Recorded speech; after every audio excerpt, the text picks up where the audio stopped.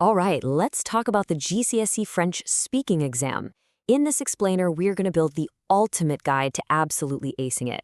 We're going to break down everything, the structure, the tasks, and even the best way to use that precious prep time. So let's dive right in. So, first things first, why should you care so much about this one exam?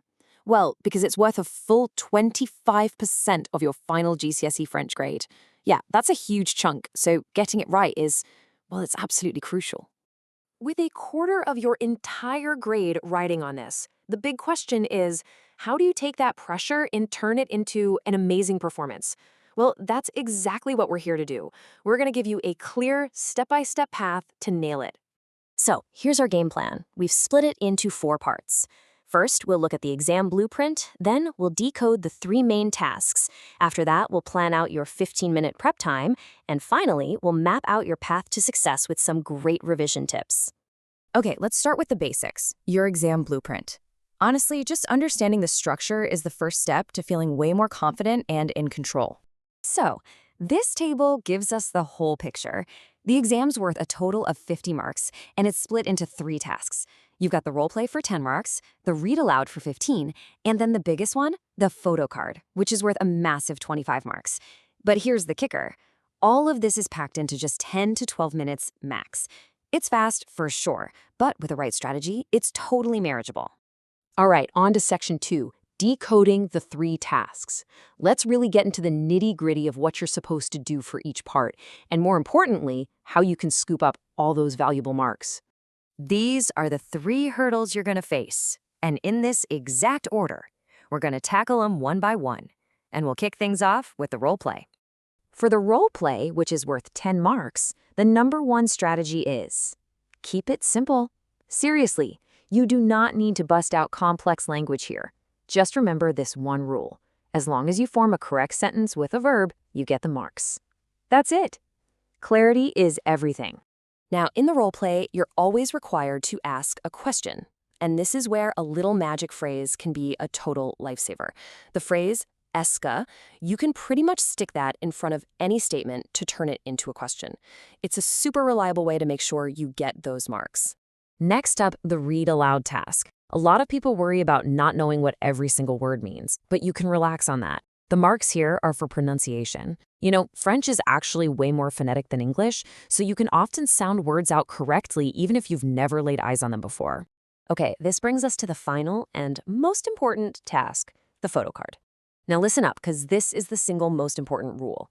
You must describe both photos. It's such a common mistake to just focus on one, but you have to talk about both to get access to all the marks. So how on earth do you make sure you say enough about both of them?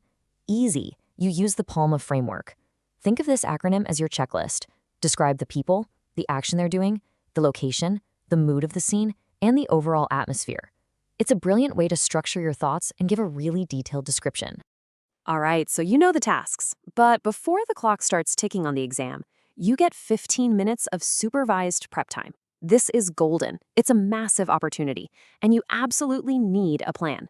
So let's break down how to use every single second. Okay, here's the game plan for your prep time.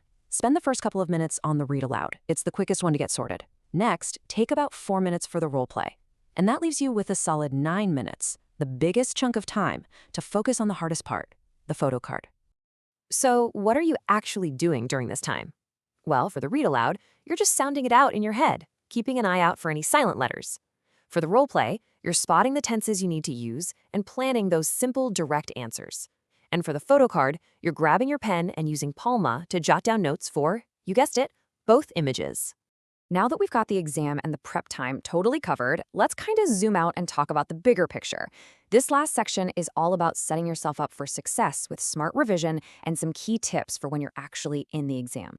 Your revision should really zero in on 3 key things. First, what you're doing right now, understanding the format and practicing each part.